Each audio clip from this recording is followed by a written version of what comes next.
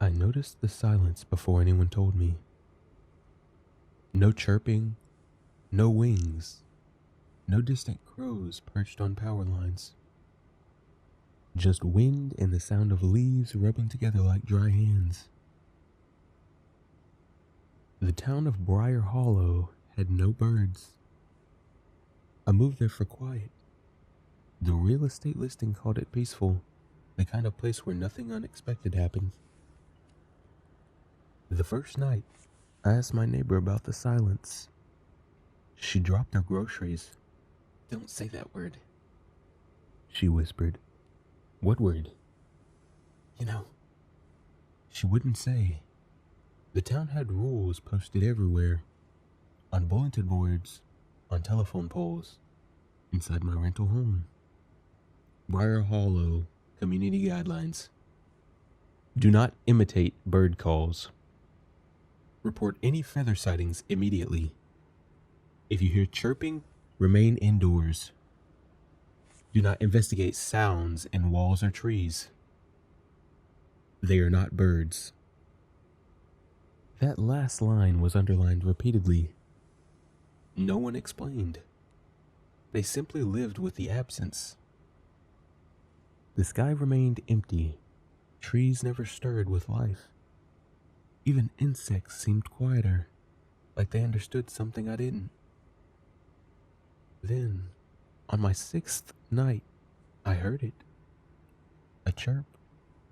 Soft. Inside my bedroom wall.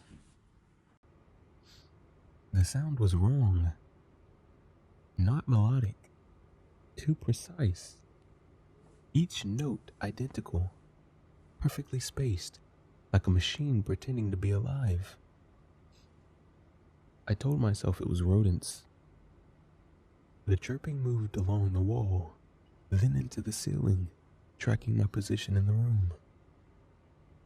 When I held my breath, it stopped. When I moved, it followed. The next morning I reported it. The town responded immediately. Within an hour, 3 trucks arrived. Workers in heavy suits sealed my house exterior with thick black foam. They removed sections of drywall without speaking. Inside the walls were tunnels, smooth, hollow, perfectly round, like something had grown through the structure. They found no animals, but they found feathers. White, translucent, warm to the touch. They burned them in my driveway while the entire neighborhood watched in silence. After that, the chirping spread. From houses down the street, from storm drains, from beneath parked cars. Always the same mechanical rhythm. The town imposed a curfew. Windows were covered with thick black screens so nothing inside could be seen from outside. I made the mistake of looking at the sky one evening. Tiny shapes moved high above the clouds. Too still to be birds. Too many to be planes. Watching. Waiting.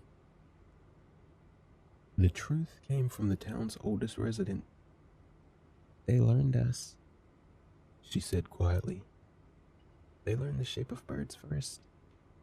That's how they came down. We stopped looking up. We stopped naming them. That keeps them out." "What are they?" I asked. Her eyes watered. "Hungry things that wear wings." The chirping inside my house became louder each night. Then it changed. The sounds began forming words, testing syllables, repeating fragments of my voice. Learning me. One night I woke unable to move. The ceiling above my bed bulged downward like soft clay, thin shapes pressed against the paint from the other side. Something inside my walls spoke clearly for the first time, in my own voice. open. By morning, the town had vanished. Every house empty, cars abandoned, streets silent.